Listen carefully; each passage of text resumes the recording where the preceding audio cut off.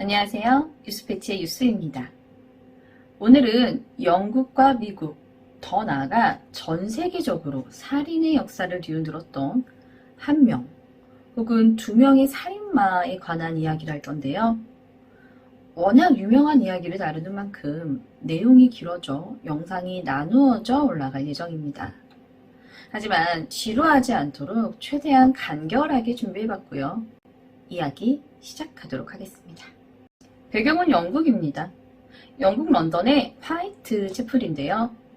이곳은 19세기 중반 아일랜드 이민자들이 영국에 이주하며 이스트엔드 오브 런던을 비롯한 주요 도시의 인구가 증가했다고 합니다.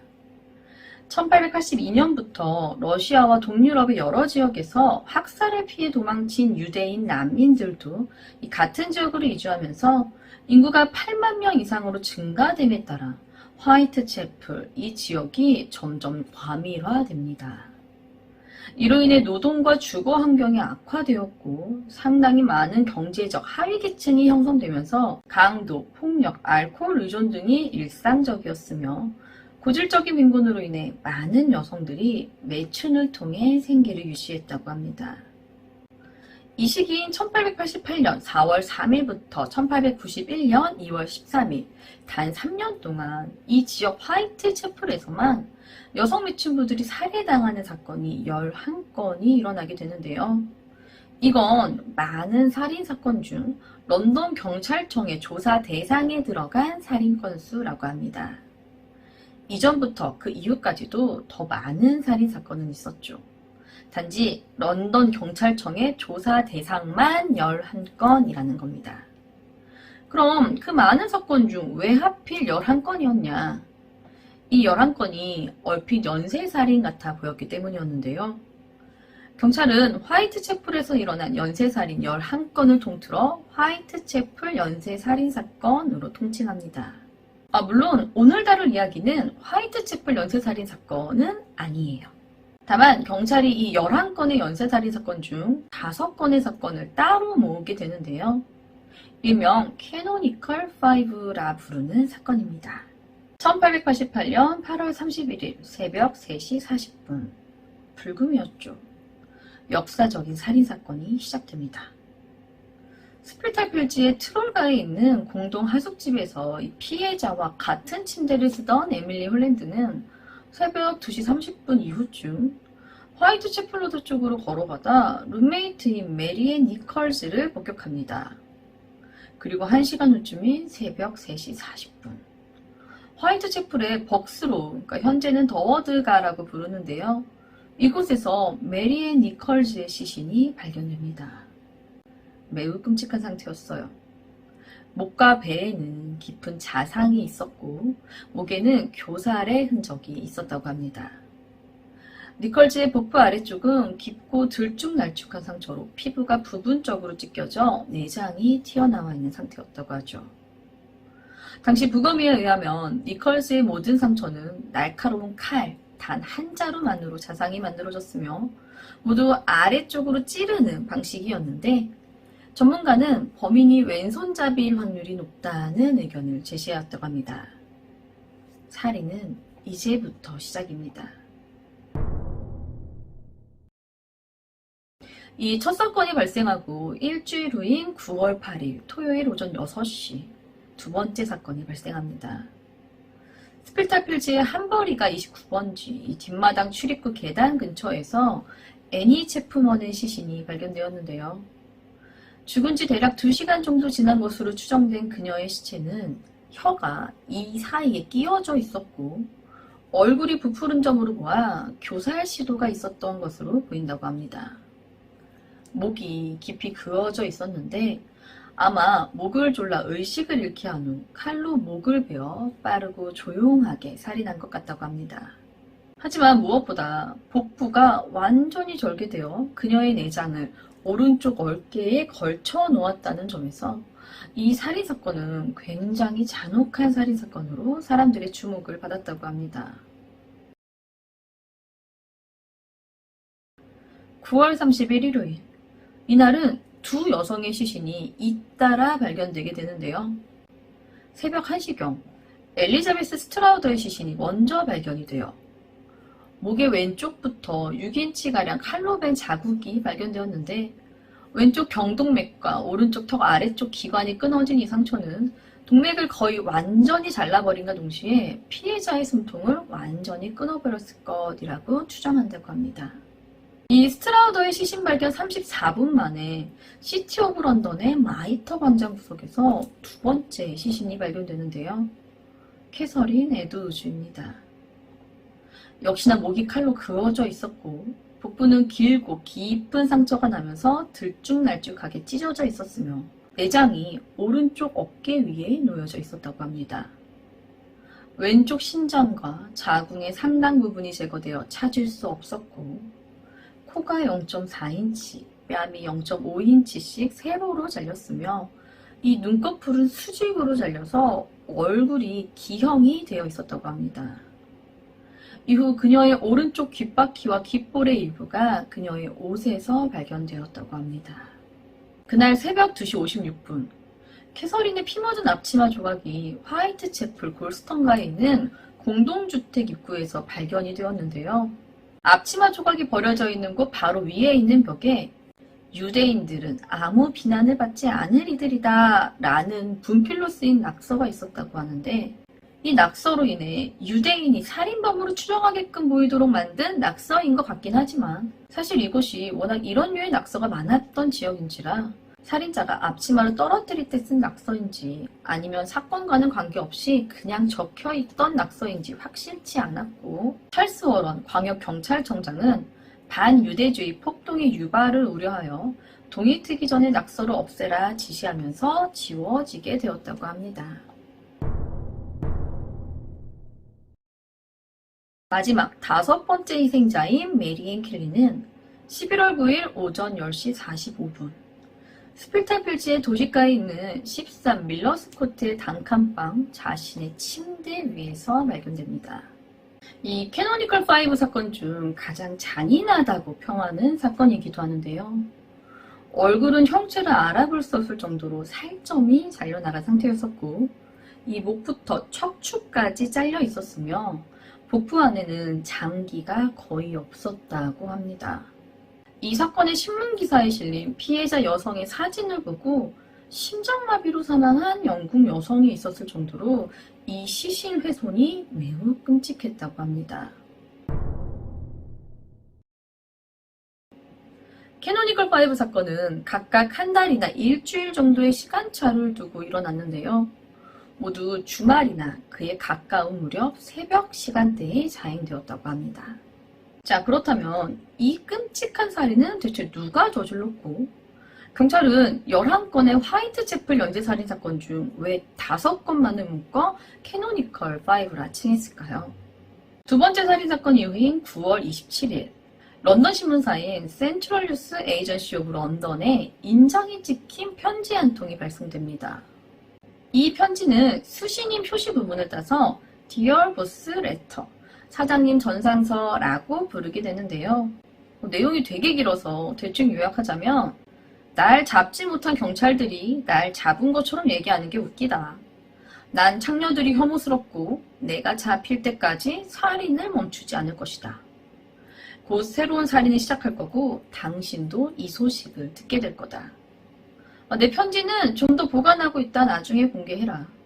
다음번에는 여자의 귀를 자르고 경찰서로 보내겠다. 뭐 이런 내용인데 끝에 작별 인사에 뭐라고 써있냐면 행운을 빌며 안녕히 잭 더 리퍼로부터 라고 쓰여져 있어요. 네, 이 살인사건은 희대의 살인마 잭 더 리퍼의 살인사건이었습니다. 1888년 8월 31일부터 11월 9일에 걸쳐 영국 런던 이스트엔드 지역의 율락가인 화이트채플에서 매춘부 최소 5명을 갈기갈기 찢어 살해한 연쇄살인범으로 당시에는 잡지 못하며 미제의 사건이 되었는데요. 현재는 마지막으로 알려져 있는 사건이 발생한 지도 이미 130년이 더 넘었기 때문에 범인은 이미 사망했을 것이라는 가능성이 엄청나게 높아지며 잭 더 리퍼는 완벽한 영국 미제 사건을 저지른 희대의 살인마로 남게 되었습니다. 이 잭 더 리퍼라는 이름은 이 편지에 자신을 잭 더 리퍼라 서명하면서 아직까지 잡지 못한 살인마의 이름을 잭 더 리퍼라 칭하게 된 건데요. 남자의 흔한 이름인 잭과 칼잡이를 뜻하는 리퍼가 합친 말이라고 하죠. 근데 이게 얘도 좀 웃긴 게 이 편지에 보면 그 가죽 앞치마에 대한 농담은 정말 웃겼어 라고 하면서 이제 끝에 잭 더 리퍼로부터 이 별명을 거리낌 없이 사용하시길이라고 썼거든요. 그러니까 가죽 앞치마는 마음에 안 들고 자신을 잭 더 리퍼라 부르라고 썼다는 거예요. 자, 이게 무슨 말이냐면 살인마가 잡히질 않으니까 외국 같은 경우는 사건의 특징 같은 걸로 살인사건의 이름을 정한단 말이에요. 이 캐노니컬 5 사건은 화이트채플 11건의 연쇄살인 중 3번째부터 일어난 살인사건이었어요. 그 중에 잭 더 리퍼의 소행으로 보이는 사건만 추렸는데 그게 총 5건, 캐노니컬 5라 따로 칭하게 된 거였거든요. 이 캐노니컬 5 이전 두 살인사건의 유력한 용의자를 잡으면서 아직까지는 특정할 수 없었던 캐노니컬 5의 처음 두 사건까지 같이 묶으며 이 연쇄살인범을 잡았다고 한 건데 이 용의자인 존 피저는 매춘부들 사이에서 가죽 앞치마라는 별명을 가지고 있었다고 해요. 그걸 언론에서 연쇄살인범의 정체는 가죽 앞치마다라고 다룬 건데 그게 기분이 나빴나 봐요. 신문사에 직접 편지를 보내 자신을 잭 더 리퍼라 칭하며 이 별명을 마음껏 사용하라고 쓴 거예요, 얘가. 이 당시에 워낙 사칭 또 허위 자백 등의 편지가 많이 왔었던 터라 이 편지도 진짜냐 아니냐 하고 있을 때쯤 3일 후인 9월 30일 일명 더블 이벤트라 칭하는 두 여성이 잇따라 사망을 하게 되는데 이때 두 여성 중 두 번째로 희생된 캐서린 에드워즈가 진짜로 귀가 잘려져 있는 상태로 발견이 되며 이 편지는 유력한 용의자의 편지로 분류됩니다. 이 잭 더 리퍼가 보냈다고 추정되는 편지는 총 3가지인데요. 우리나라 말로 번역해서 칭하자면 방금 소개해드린 사장님 전상서, 짓궂은 잭 엽서, 그리고 지옥으로부터 편지입니다. 혈흔으로 썼다는 이 짓궂은 잭 엽서는 수사 과정에서 분실하면서 사본만 남아있는 상태였는데요. 1888년 10월 1일에 인장이 찍혔고 센트럴 뉴스 에이전시에 발송되었다고 해요. 필체는 사장님 전상서와 비슷했고 여기에 9월 30일 두 여성이 살해당한 일을 더블 이벤트라고 언급합니다. 그래서 9월 30일 사건을 더블 이벤트라 칭하게 된 거예요. 아무튼 이 편지가 도착할 때는 9월 30일에 일어난 이 두 사건이 아직 알려지기 전이었기 때문에 이 살인사건에 대해 아는 사람만이 보낼 수 있는 내용이었다고 합니다. 마지막은 1888년 10월 16일 화이트채플 자경위원회 위원장 조지 러스크 앞으로 지옥으로부터라는 편지가 발송되었는데요. 필체와 문체는 앞선 사장님 전상서나 짓궂은 잭 엽서와는 달랐다고 해요. 그런데 이 편지는 에탄올로 보존된 신장의 절반이 든 상자와 함께 왔다고 합니다. 이 신장은 4번째 희생자인 에드워즈의 신장으로 추정되는데요. 편지 내용을 잠시 보도록 할게요. 지옥으로부터 러스크 씨. 선생, 내가 한 여자에게서 꺼낸 신장의 반을 당신 앞으로 보내오. 당신을 위해 보존해뒀지. 나머지 반은 내가 구워 먹었는데 아주 맛있었어. 조금만 더 기다리면 이걸 꺼낼 때 쓴 피 묻은 칼도 당신 앞으로 보내드리리다. 잡을 수 있게 되면 잡아보시오, 러스크 씨. 라고 쓰여져 있어요. 그런데 제가 사장님 전상서와 짓궂은 잭 엽서는 같은 필체였는데 이 3번째 편지인 지옥으로부터 편지는 필체와 문체가 완전히 다르다고 했잖아요. 담당 수사관이었던 찰스 워런은 사장님 전상서에서의 필체로 편지를 쓴 사람을 어떻게든 찾으려고 편지와 엽서를 공개해요. 그리고 계속된 조사로 결국 1931년 프레드 베스트라는 이름의 기자가 자신과 전에 함께 일하던 동료 기자가 살인에 대한 관심도를 높이고 자신들의 사업을 이어나가기 위해 잭 더 리퍼로 서명한 편지를 썼다고 고백했다고 합니다. 그런데 사장님 전상서에 보면 다음 범행에는 귀를 자른다고 했잖아요. 이건 그냥 우연히 그렇게 된 것 같다고 합니다. 자, 그러니까 현재로서는 신장과 함께 동봉된 지옥으로부터 편지만이 진짜 잭더 리퍼의 편지일 것이다 라고 추정되고 있는 거죠. 화이트채플 연쇄살인 사건 11건 모두 다 끔찍한 살인사건이었는데 이 중에서 왜 5건만이 잭더 리퍼의 범행일 것으로 추정이 되며 따로 분류가 되었을까요? 이건 이 범행들의 공통점 때문이었는데요. 일단 희생자는 모두 매춘부였죠. 범행 장소는 공공장소 혹은 그에 가까운 장소 등 대체적으로 야경꾼이나 행인이 지나갈 수 있는 장소들이었다고 합니다. 이 점이 잭더 리퍼의 대담성과 계획성을 보여준다고도 하네요. 이 살인수법에서의 특징은 계속해서 한 가지 칼로만 자상을 내었다고 했잖아요. 외과 수술용 칼 같은 예리한 날붙이로 시신을 해부했다고 합니다. 직접적인 사인은 대개 목에 가해진 자상 또는 교살이었고 주로 훼손된 부분은 복부와 내장, 얼굴이었습니다. 또한 그의 범행이 일반적인 성행위에는 흥미가 없어 보였다고 합니다. 한밤중에 조명도 없이 컴컴한 곳에서 피해자들의 장기를 적출시키는 부분에서 해부학 지식이 상당했을 것으로 추정하는데요. 네 번째 피해자인 캐서린 에드워즈는 신장을 적출당하게 되죠. 그런데 이 신장이 막으로 가려져 잘 보이지 않는데요. 근데 그럼에도 불구하고 그 어두운 곳에서 적출을 성공해냈다는 점에서 부검이들 중 일부는 범인이 상당한 외과적 기술이 있을 것이라고 추측이 일며 범인이 해부학적 지식이 있는 의사라는 주장이 제기되기도 하는데 다른 쪽에선 전문 의사의 솜씨를 보기에는 조금 조잡하다며 아마 이 당시에 취미생활과 사냥과 사냥감 매체를 자주 하던 상류층 남성일 것이라는 반론도 있었다고 합니다.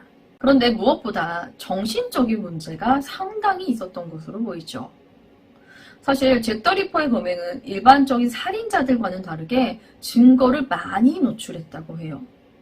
거기에 참혹하고 잔인하기까지 했는데요. 아마도 잭더 리퍼는 매춘부, 더 나아가서는 여성이라는 존재에 비정상적인 징후를 품은 인간이 아닌가 하는 분석도 나왔다고 합니다. 어쨌든 끔찍한 살인은 계속 일어나고 있고 범인은 잡히지 않고 영국 국민들은 공포감으로 인한 불만이 커져가자 빅토리아 여왕은 어떻게든 범인을 잡아내라며 명령을 내리기까지 합니다. 경찰은 여러 명의 용의자를 만들어내게 되죠. 무려 300명 이상이 용의선상에 올랐다고 합니다. 하지만 아직까지 잡히지 못하며 연쇄살인마의 상징 잭더 리퍼로 남게 되었는데요.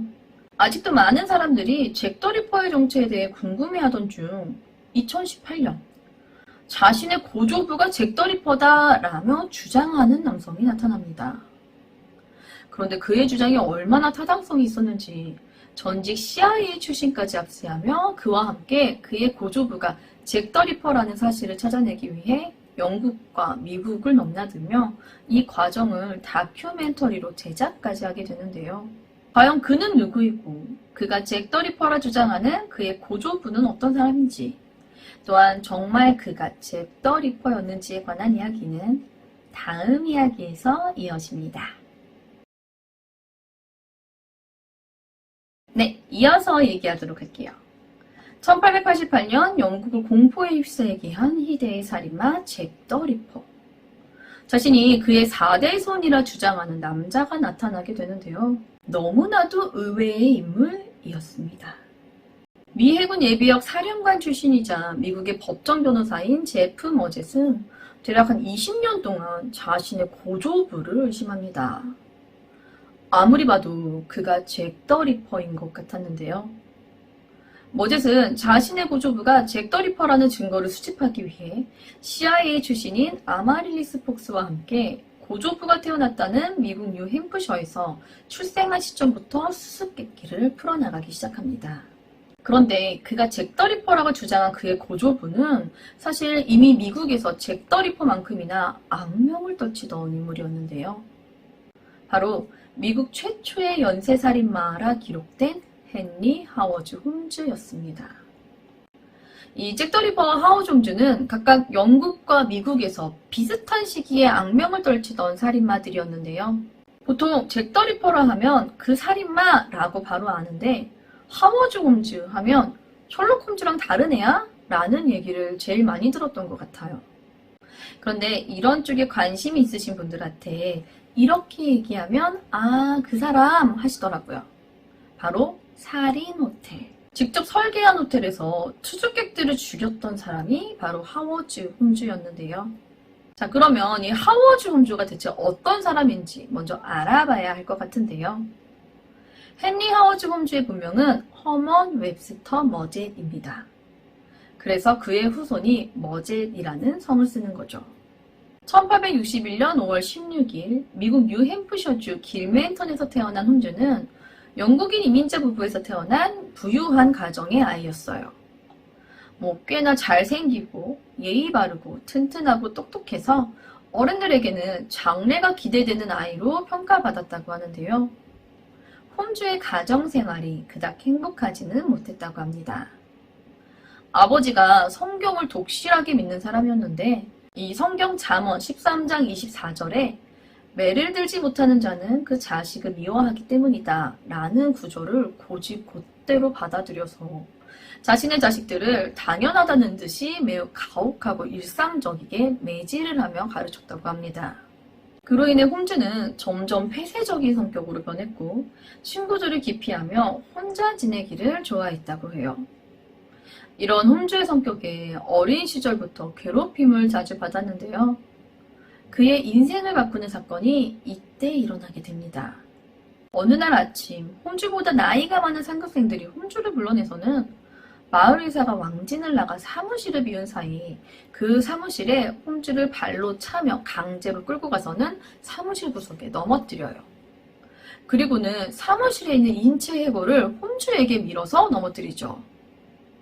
홈즈는 자신의 온몸 위에 부서진 이 해골을 뒤집어 쓰고는 무서워 비명을 지르는데 홈즈를 불러낸 상급생들은 그 자리에 홈즈를 두고 달아나 버립니다. 그런데 이 일이 홈즈에게는 평생의 트라우마로 남기도 하지만 이 일을 계기로 홈즈가 평생 동안 해부학에 관심을 갖게 된 계기가 되기도 합니다.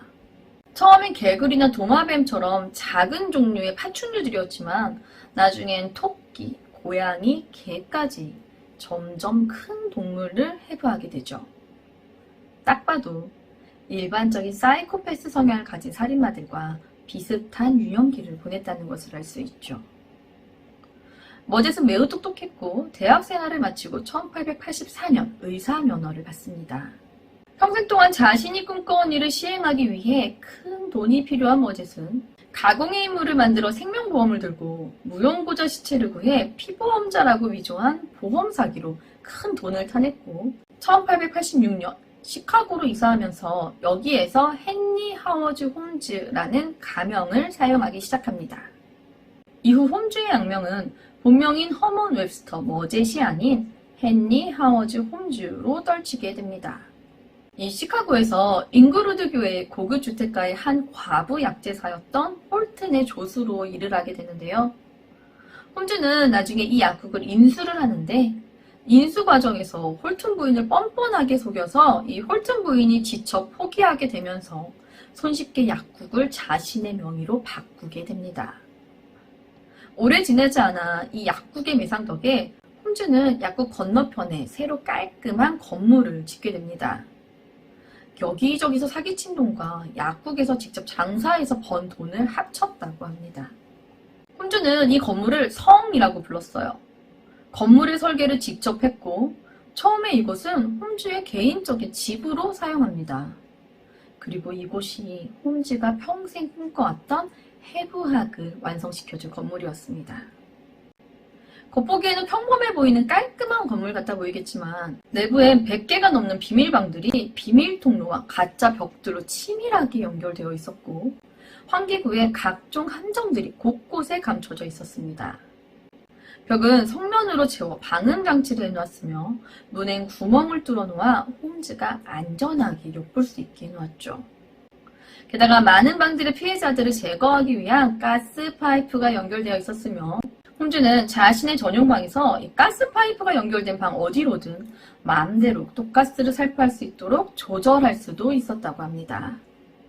각각 비밀방들이 비밀 통로와 각자 벽들로 서로 이어져 있는 이 호텔에서 2층과 3층엔 지하실로 바로 이어지는 낙하장치가 설치되어 있었고, 지하실엔 홈즈의 연구실이 있었죠.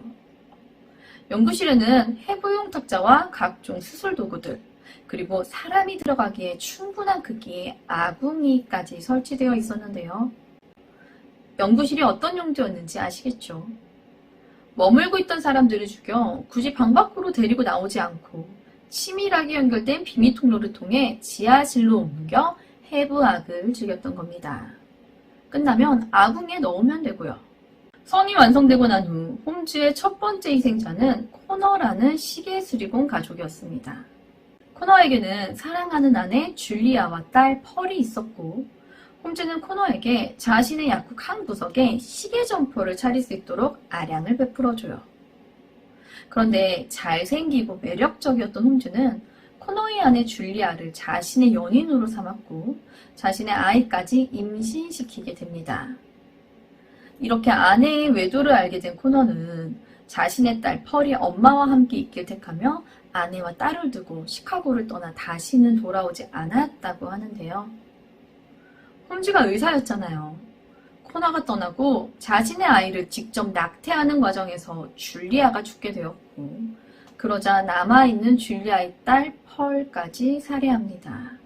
홈즈가 매우 똑똑한 인물이라고 했잖아요. 근데 이 홈즈가 재물운 하나는 정말 끝내줬던 것 같아요.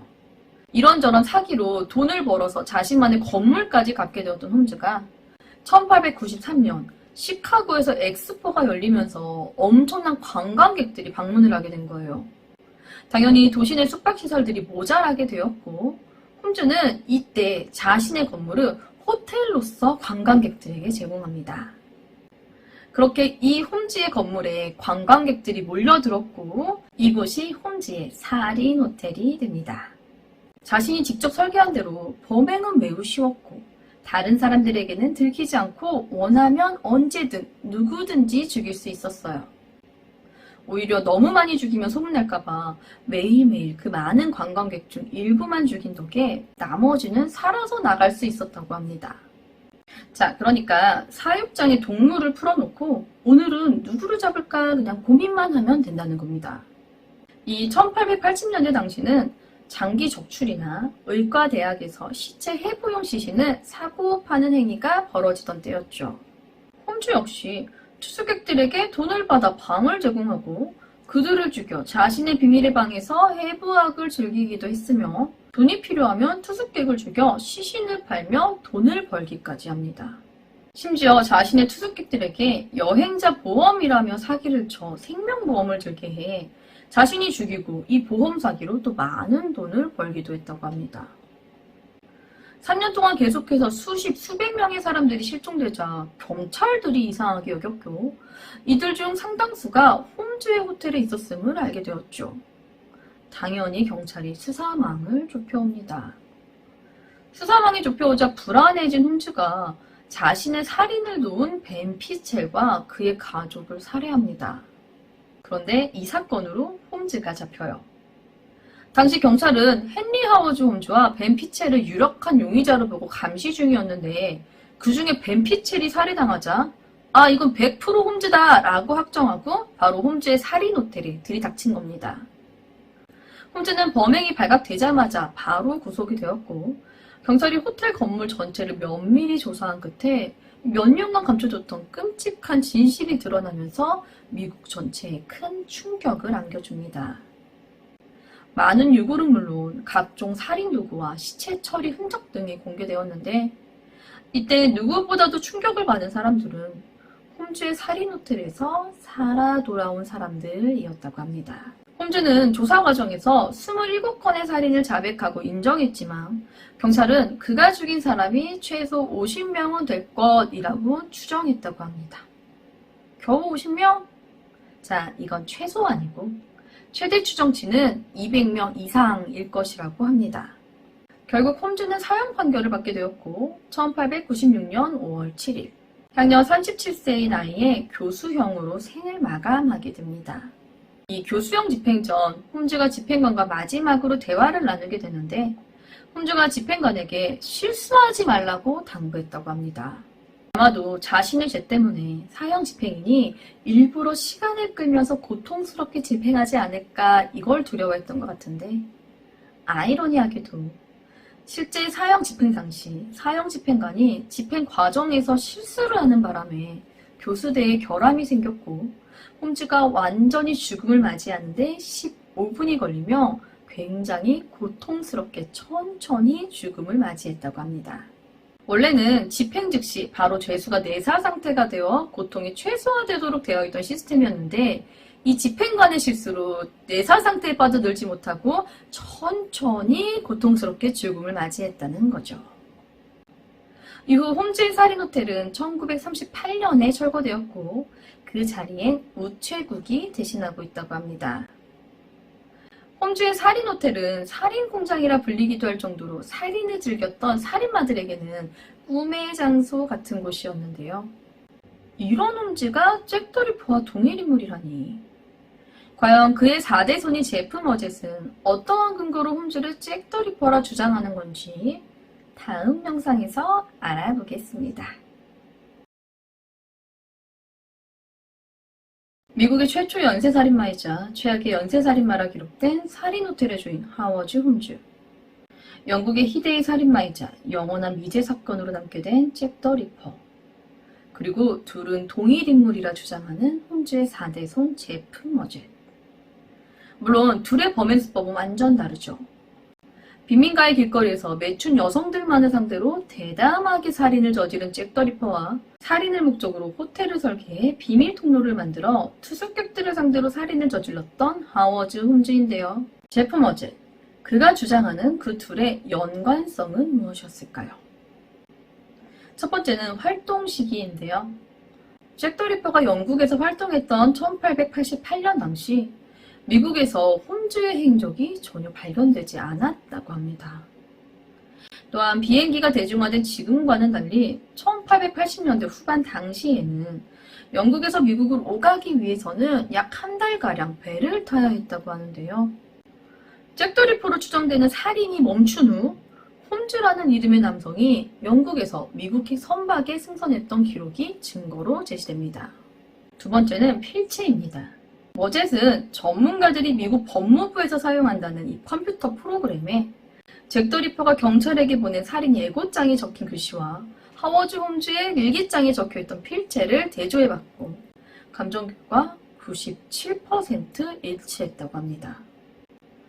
이것과 함께 몇몇 언어학자들이 이 잭 더 리퍼가 언론사에서 보낸 사장님 전상서에서의 문체를 보며 이 문체는 영국인은 잘 사용하지 않는 미국식 단어들이 많이 섞여 있는 만큼 이 편지는 영국인이 아니라 미국인이 보냈을 확률이 더 높다라고 했던 점을 짚었다고 합니다. 세 번째는 잭 더 리퍼로 추정되는 직업과 홈즈의 직업이 바로 외과 의사라는 점인 건데요. 잭 더 리퍼가 피해자들의 장기를 적출하는데 이 부분에서 전문가들은 해부학 지식을 가진 의사가 아니면 불가능한 일이라고 주장했다고 하죠. 그런데 홈즈가 뭐다? 평생 해부학을 즐겨하던 외과 의사라는 거죠. 마지막은 무엇보다도 유력하다고 여겼던 두 사람의 얼굴입니다. 자, 이쪽은 머젯의 고조부인 홈즈, 그리고 이쪽은 잭 더 리퍼의 몽타주입니다. 머젯은 둘의 얼굴이 매우 흡사하다고 했는데요. 이 잭 더 리퍼의 몽타주는 영국 사람들이 영국식으로 그린 자신의 고조부라고 얘기하는 거죠. 닮은 것 같나요? 이런 이유로 머젯은 자신의 고조부인 미국 최초의 연쇄살인마 헨리 하워드 홈즈가 영국 희대의 연쇄살인마 잭 더 리퍼와 동일 인물이라고 주장하는데요. 요즘이 어떤 시대입니까? 바로 DNA로 확인이 가능한 시대 아닙니까? 꽤나 신빙성 있는 주장에 미 연방수사국에서 홈즈의 후손인 제프 머젯의 DNA와 잭 더 리퍼의 피해자가 착용하고 있던 머플러에 묻은 체액을 대조해 보는데요. 결과는 바로 불일치였습니다. Y 염색체가 불일치로 나왔는데요. 이렇게 되면 홈즈와 잭 더 리퍼는 공식적으로 다른 사람이라고 밝혀지게 됩니다. 허무하게 끝나버렸죠. 이 결과를 머젯은 인정하지 않아요. 잭더 리퍼 사건이 100년의 시간이 흐른 만큼 DNA 존재 자체가 완벽하지 않으며 매춘부였던 에드워즈의 머플러에 묻어있는 체액의 주인이 100% 잭더 리퍼다라는 확실한 증거가 없다는 거죠. 자, 그런데 사실 2018년 제프 머젯이 이런 주장을 하기 4년 전인 2014년 이미 이 머플러에 묻어있는 체액으로 DNA 검사 결과 일치하는 사람을 찾아내며 126년 만에 잭더 리퍼 진범을 밝혀냈었는데요. 아니 머플러가 도대체 뭔데? 네, 일단 이 DNA 샘플을 추출할 수 있게 했던 가장 중요한 단서인 이 머플러에 관한 설명이 필요할 것 같은데요. 잭더 리퍼의 네 번째 희생자로 기록된 캐서린 에드워즈의 사건 현장에서 발견된 머플러입니다. 이 머플러는 경매장에 나오게 되며 알려졌는데요. 머플러 판매자의 말이 캐서린 에드워즈 사건을 수사하던 경찰이 사건 현장에서 입수한 이 머플러를 자신의 할아버지가 부탁해 입수하게 된 목도리라고 밝혔는데요. 원래는 이 머플러를 런던 범죄 박물관에 기증하려 했는데 이 머플러가 잭더 리퍼와 관계된 것이라는 명확한 증거가 없다는 이유로 거절당했고 매년 열리는 잭더 리퍼 회의에도 보냈으며 한 다큐멘터리 채널에 보내 감정을 받아보기도 했지만 어떠한 결론이 나지 않았던 탓에 어찌할 방법이 없어 경매장에 내놓았다는 겁니다. 이 소식에 오랜 기간 동안 잭더 리퍼를 쫓고 있던 사설 탐정 러셀 에드워드가 이 머플러를 구입했고 러셀은 가장 먼저 이 머플러가 네 번째 희생자인 에드워즈의 것이 맞는지부터 확인합니다. 유전자 감정 전문가를 찾아가 꼼꼼히 검사를 시작했고 머플러에서 혈흔과 체액을 발견하게 되는데요. 혈흔에서 나온 DNA를 에드워즈의 후손을 찾아가 대조해본 결과 일치! 에드워즈의 것이 맞다는 것이 확인되었죠. 자, 그럼 이제 이 체액으로 범인을 잡아내면 되는 건데요. 문제는 시간이 너무 흘렀다는 거죠. 시간이 너무 흘러 체액에서 DNA 채취가 어려워서 문제를 겪던 중 이 분야의 최고 전문가인 데이비드 밀러 박사에게 의뢰한 끝에 2012년 마침내 범인의 것으로 추정되는 DNA 채취에 성공합니다. 하워드 홈즈의 후손인 제프 머젯의 DNA 역시 이 DNA와 대조해본 것인데요. 불일치했던 제프 머젯과는 다르게 이 DNA는 누구와 일치했을까요? 이미 범인으로 추정되던 용의자들은 다 사망했죠. 범인을 찾기 위해선 용의자들의 후손들과 일일이 DNA를 대조하는 방법밖에 없었는데요. 자신들이 잭더 리퍼의 후손으로 낙인이 찍히는 것에 대부분의 사람들이 거절을 하죠. 긴 설득 끝에 2014년 드디어 일치하는 DNA를 찾습니다. 가장 유력한 용의자들 중 과연 누구였을까요? 바로 폴란드 출신의 이발사 에런 코즈민스키였습니다.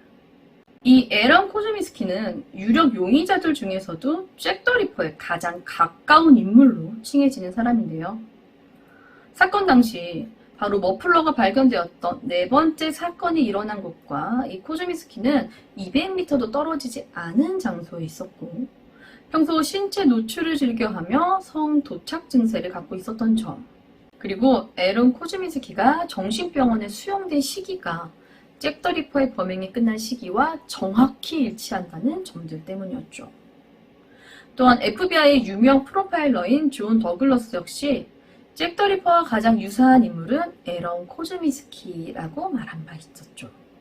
물론 일부에서는 100년을 넘게 조심성 없이 여기저기 떠돌아다닌 머플러에 묻은 이 DNA가 완전히 보존되었을 리 없다며 DNA의 손상을 우려하기도 했지만 우연치고는 너무 기가 막히게도 가장 유력한 용의자였던 에런 코즈민스키의 후손에서 일치가 나왔다는 부분도 절대 무시할 수 없다는 점이라는 거죠. 이렇게 126년 만에 DNA로 잭더 리퍼의 정체를 밝혀내게 되었는데 그럼에도 불구하고 4년 후인 2018년 하워드 홈즈의 후손 제프 머젯이 우리 고조부 하워드 홈즈가 잭더 리퍼다! 라고 주장하게 된 겁니다. 단종인 걸까요? 다른 사람들은 혹여나 잭더 리퍼의 후손이라 불릴까 다들 꺼려하는데 그런데 그의 주장도 일리가 있어요. 일단 머플러에 혈흔과 체액이 묻어있다 하더라도 에도주의 직업은 매춘부였단 말이죠. 그녀가 많은 사람들을 만났을 거고 이 머플러를 거치고 만난 고객 중 한 명이 에런 코즈미스키일 가능성도 배제할 수 없다는 거죠. 즉, 이 머플러에 묻은 체액이 무조건 잭 더 리퍼일 것이라 보기는 어렵다는 거죠. 자, 오늘은 잭 더 리퍼와 하워즈 홈즈의 이야기를 해보았는데요. 여러분들의 생각은 어떠신가요? DNA 대조 결과 일치로 나오며 공식적으로 잭 더 리퍼가 된 에런 코즈미스키와 필체와 몽타주의 생김새가 비슷하지만 DNA가 불치해 공식적으로 아니라고 밝혀진 헨리 하워즈 홈즈. 그리고 100년이 지나 훼손되었을지 모르는 DNA 샘플.